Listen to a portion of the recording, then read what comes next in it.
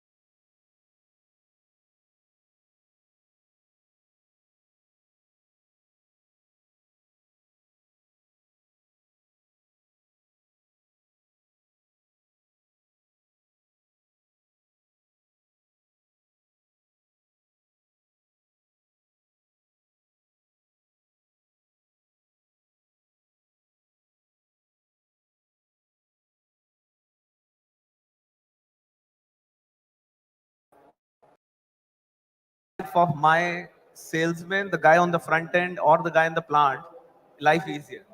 I'll give you 2 or 3 examples. From innovation, we do a lot of social listening. And in listening, we were saying, chai ke liye to mari hai, good day hai, biscuit.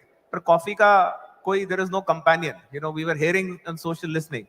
And that's how the innovation came out saying, why don't we launch Biscafe, which is a coffee-based cracker. We launched it with, Karan Johar, coffee with Karan, and that's how we brought that biscuit out. So it's about picking up what's happening on the digital side, also what consumers looking at, and bringing that to life. Other good examples could be of how I make the life of the salesman who's in their outlet. We've got 5,000 plus feet. We serve around 6.2 million outlets, directly around 2.7 million outlets. how do I make his life easier? So there's a project called Jarvis, which we are working internally, is that if the guy goes, he will have all details of the, he has an app, he goes to an outlet, the entire history of the outlet, I call it the Janam Patri of the outlet is there with him. And the AI from the back end will prompt him of what product he or she should be selling to that outlet. If it is near a school area, should be cake, a croissant or a drink. And if it's a chemist, should be Nutri Choice and all that. So those are few areas from a digital perspective. I call it the vitamin D for FMCG company is 3Ds is distribution, data and digitalization. So that's where we come from. Thank you. Fantastic. And I think one of the things you mentioned earlier before we came in was the fact that you run a lot of these digital days internally to spark innovation amongst your teams and to also motivate them by the power of thoughts from outside. So engaging the community to help transform the 120 plus years old, or sorry, young business, right? Let me switch to Kamal, right? So, Kamal, automobile and Volvo, who doesn't know? The brands here, all brands are globally renowned. All of us grew up knowing these brands, right? From a manufacturing standpoint, as well as touching upon what Raj mentioned, the power of data for customer engagement and customer experience and reshaping the way you offer your products to the world. What is Volvo doing currently? How is digitization impacting your business? What types of technologies are you currently implementing within Volvo to keep you ahead of the curve and to also make sure that you are that innovative leading edge automobile company? Yeah, thank you, Naveen. Thank you for having us here. I completely echo my friend Rajneet's point on such a wonderful hosting of this event. Absolutely world class. So I really want to give my compliments to you and your team for hosting such a wonderful event. So thank you very much for that. Coming to the point on digital transformation, forget automotive industry, forget textile industry, forget any industry you want to name. We all are now going to be not automotive companies or real estate companies or pharma companies. We are going to be technology companies. So I think that thing is a given. No more the classification across these verticals is going to happen.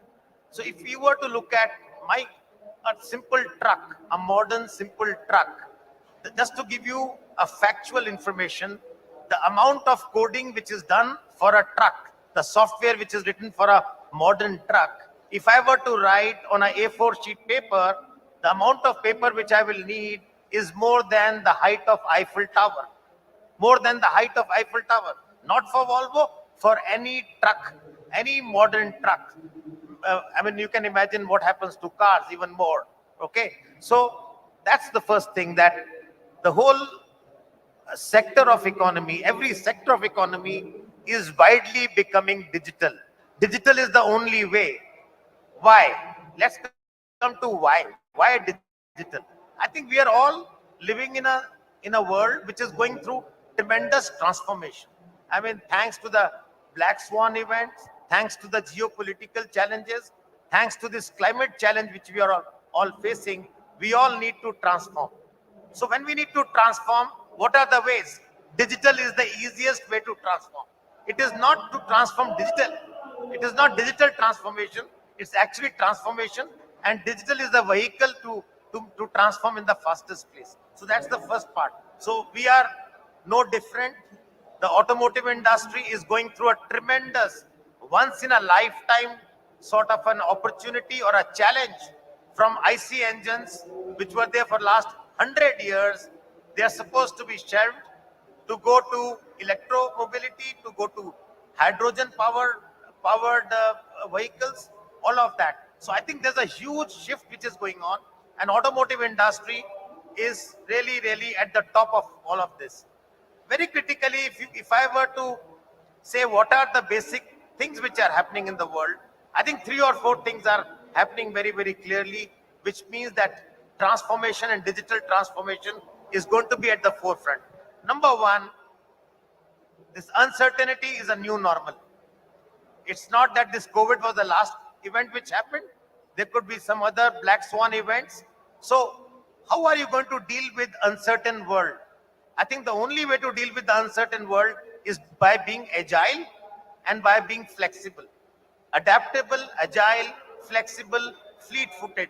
These are the words. And if you want to be, so therefore your employee centricity is going to become a very, people centricity is going to become a very big thing. How you remain agile as an organization, how do you remain adaptable?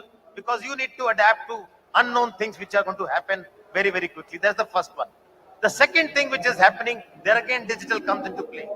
The second thing, why digital, is that the era of holistic sustainability is coming for real. Earlier, sustainability used to be only on PowerPoint presentations. Good looking term, holistic sustainability. Today, if you don't tick the 4 boxes on sustainability, which means that whatever you do uh, has to be in terms of process very viable. It has to be very good. It has to be socially inclusive. It has to be environmentally friendly, and it has to be morally ethical. So if you don't tick these 4 boxes, you may have the best product or best proposition in the world, you will not be able to sell. So that's the second piece which is happening. The third piece is obviously the digital transformation happening in every field, thanks to the change in technology which is happening from in my case IC engine to electromobility. The fourth shift which we see very clearly is the manufacturing 5.0, industry 5.0, where everything is inside is connected. There are very different flows from the past, very different. So that's the fourth thing which is happening. The fifth thing which is happening is customers do not want products, they want solutions.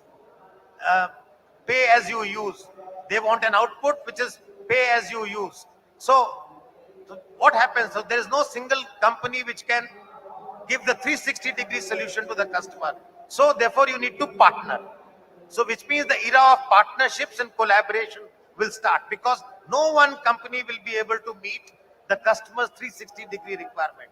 So partnerships will, you ask me in my case, 4 years back, if you asked me, who are you partnered with? I said, well, Volvo knows everything. Volvo does it by themselves. Today, in the last 4 years, we have signed, ladies and gentlemen, 4 partnerships with Samsung for batteries, with Aurora and NVIDIA for autonomous solutions, with even with our competitor, Daimler, for producing hydrogen fuel cells. So if you were to ask me, I mean, there was an era when all MBA students would say, well, they were taught about how to beat competition. I think the new language will be how to collaborate. So from competition to collaboration is going to be the key. So that's one very major shift. And companies and institutions which cannot collaborate or are unable to collaborate are going to have a real tough time. So I think these are some of the shifts, and for collaboration, you need to be transparent. People need to trust you. They will trust you when you are transparent. And transparency leads to trust. Trust leads to collaboration. So to me, these are some of the factors which are happening, and automotive industry is not immune to all of this. We are on top of our game to remain there. And I completely also want to add one point, that I completely echo what Mr. Tejasvi Surya was talking. And I think when he talked about the digital, I don't want to repeat some of the things which he mentioned, but I completely echo at a very international stage how India is looked upon. I've been traveling for last 25, 30 years overseas, but the kind of reception I get today, uh, when you go to any European country today, is very different. They look up to you. They say, "Oh, you are the digital gurus. You are the people who have actually given us a lot of hope. You have lifted so many people out of poverty." So these are the realities, and we as Indians must be proud of that. And I think we must be proud of that. I'll stop there. Fantastic, I can go on and fantastic. on. So, to speak in the automotive language, right, to summarize what you said, innovate, digitize, collaborate to stay in the fast lane, or you will be in the lost lane, not the last lane, right? It's innovate or die. You talked about people centricity, and I think that's again a good segue to bring in Pradeep, right? MSC Group, people know it for the real estate side of things, but you lead a vertical of services, and people there play a massive role. Manpower there plays a massive role. how is technology shaping your day-to-day and your people's day-to-day? I'll start by, we good? I'll start by thanking Trescon and you for inviting all three of us and having us over here on this excellent show that you put up, and compliments to you for that. Nice meeting you both guys, and we had a good chat before the session also. So I'll give a bit of an introduction of MBC services because it's not as well known as Britannia or as Volvo. So we are headquartered in Bangalore and part of the DNA of a real estate developer called Embassy Group. While Embassy Services is the element or the enterprise which delivers property services to developments, real estate developments of the Embassy Group, as well as other third-party clients. And today we do about 140 odd million square feet in the country. We have our own self-delivery arm of providing services. That's TCFM, which has got manpower of about 12 to 14,000 people across India, 11 to 12 states. Roughly at any given point of time, 20,000 odd blue-collared manpower on our ground level teams. And every genre of real estate is what we cater to, whether it's office, whether it's co-working, whether it's healthcare, whether it's entertainment, hospitality, manufacturing. So we have a huge scale and diversity. And to harness this entire scale and diversity, I think it's very important that we have to adopt digitization. And we've done that fairly well. And from an industry perspective, I think every industry has adopted it. I'll speak from my industry's perspective, that is services. So what we do is we've curated a set of technology tools, which we've proudly called as e-spectrum. And under that, we have used our internal knowledge and also taken some knowledge sharing platforms from other service companies and come up with this offering to all our clients. So I would divide this broadly into two sets. One is the soft part of it, of services, and one is the hard part of services. From a soft part, we have technology tools which are actually available off the shelf today: space management, space booking, a lot of, I would say, even looking at managing games or booking your games or what these kind of software tools, which is more from a perspective of a comfort level towards the occupier. But what's more important for a services company to do is keep innovating and improving towards reducing cost. Because today's services of real estate, which my colleagues over here will agree with, panelists over here, is that it's hitting the bottom line of every enterprise. And it's our duty as service providers to, at any given time, make sure there's maximum uptime of occupying and business, at the same time reducing cost and bringing more improvements in with technology. So what we do in the hard services is that the largest guzzler today of power in a building or in a real estate enterprise is HVAC and power. You would agree with me, guys? And what we've done is a set of IoT-based solutions. We've got all these engineering assets connected with these IoT devices, which we have a 24/7 online real-time data being managed. And from there, what we're doing is we are trending, we are analyzing all the data that we get and trying to bring in more of predictive maintenance more than preventive maintenance, and more so at the same time also looking at how we can reduce costs of HVAC by ensuring that whichever locations in a daily business working hours of an enterprise, those spaces which are less densely populated at certain hours of a working day are accordingly optimized with the HVAC and the temperature controlled monitors, and bringing down the cost for any leader of an organization to smile when he sees costs going down.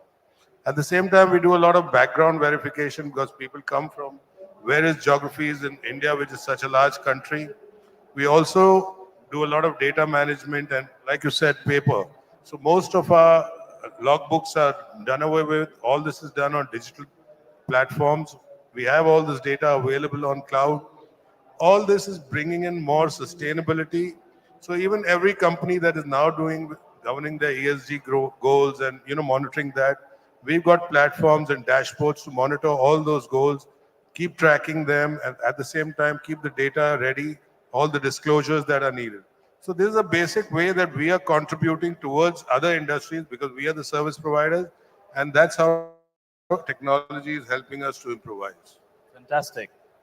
I liked E-Spectrum that you mentioned earlier, and I also like Jarvis, right? That's what you're working on within your organization. So, from all your respective thoughts now, right? Some things were screaming and shouting, and one of them was sustainability and climate, right? So, the power of technology, the power of data, the power of AI as a possible solution for combating climate issues, for enabling true sustainability, and it not being a greenwashing but a real thing, right? So I think it'll be interesting. Now I'll probably go reverse order, or in no particular order. What are you doing within your organizations from a sustainability standpoint, and how is technology helping you achieve your internal sustainable goals? So anybody can go first. So at Volvo, we've decided and we've made a public commitment that by 2040, we will be net zero.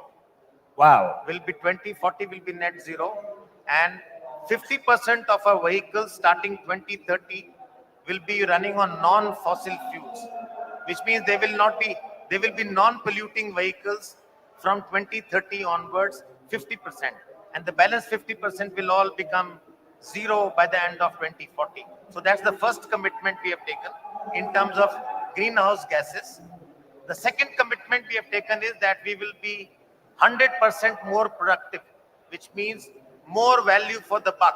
If my vehicle does a work X for the same amount of energy provided, it will do 2X starting 2030. So that's the power of technology.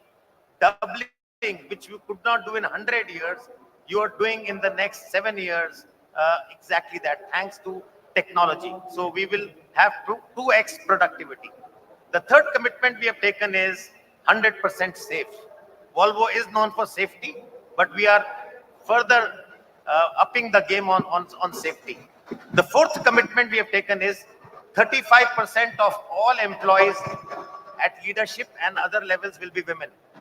So, I mean, in automotive industry, women do not like to come, even during on our shop floor. So we have taken a pledge that 35%. So, because that is also sustainability aspect. So these are 4 pledges which we have taken publicly. And imagine for a company which is working 100% on fossil fuels, which is, we are the most polluters in the world, right?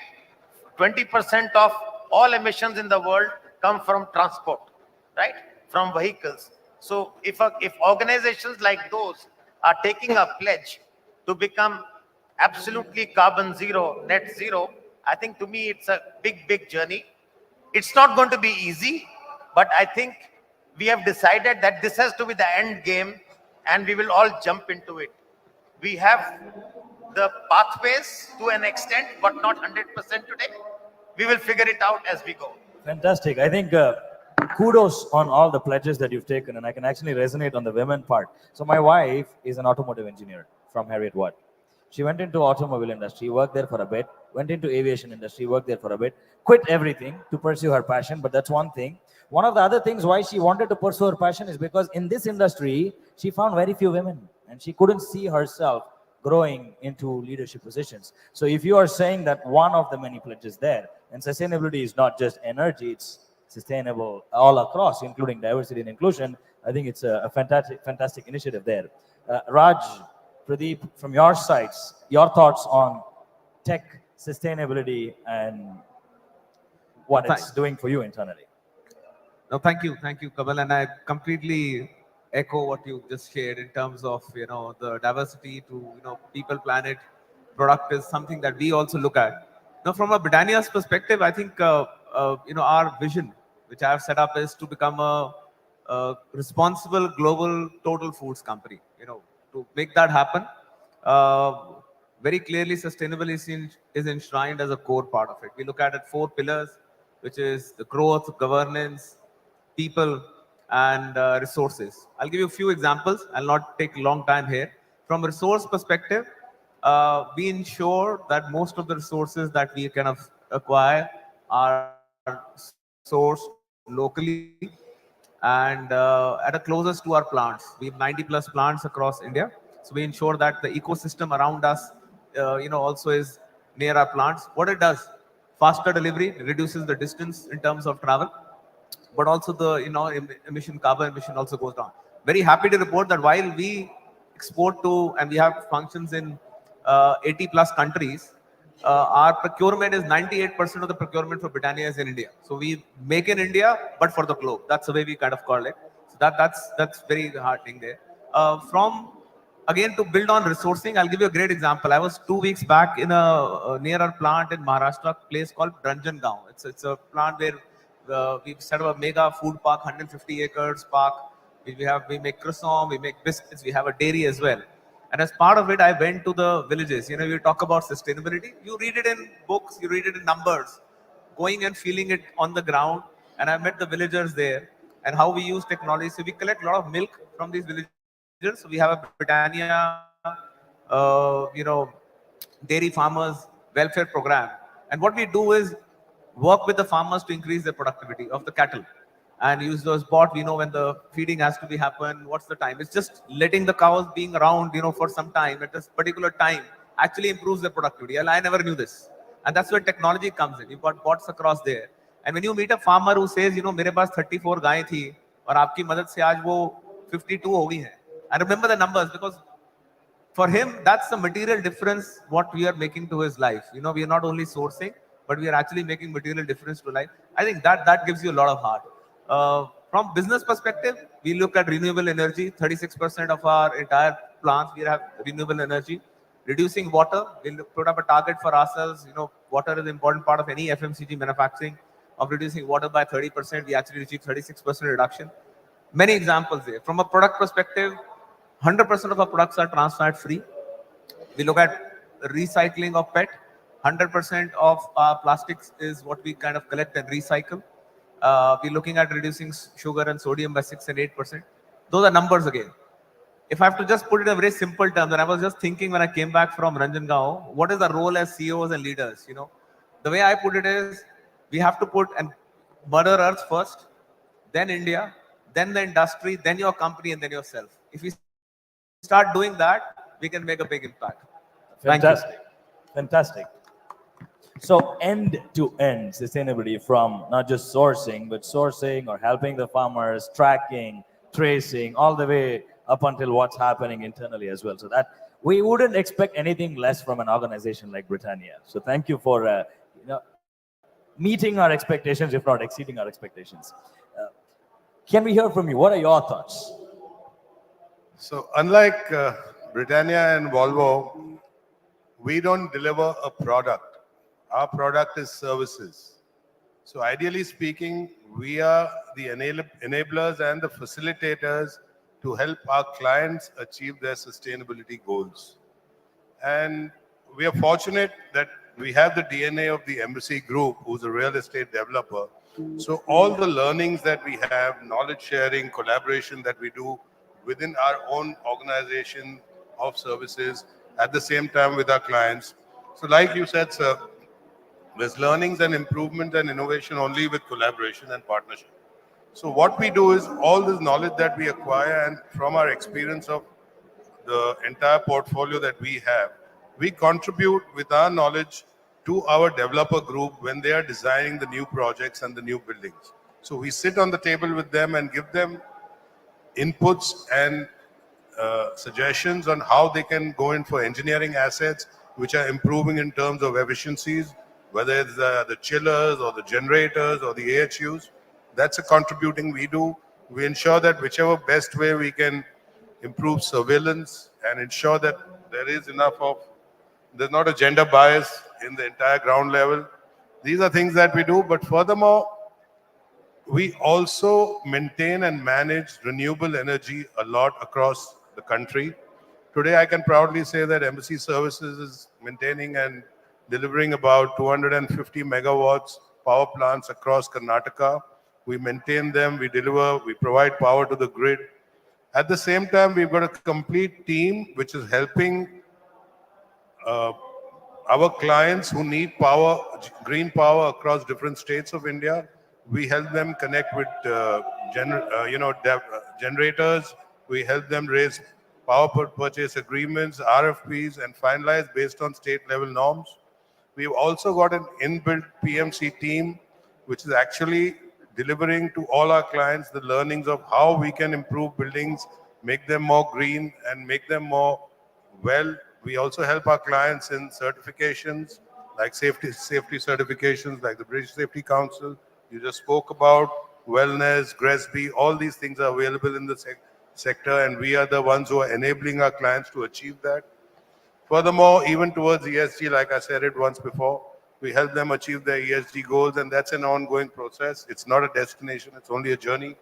So these are the ways we are contributing as service providers to the industry. So you are the partner in crime, or let's say partner in enabling sustainability for several of your clients and partners from within your ecosystem. Uh, Generally, people think CEOs are serious and boring, and I think 9 out of 10 times they are right.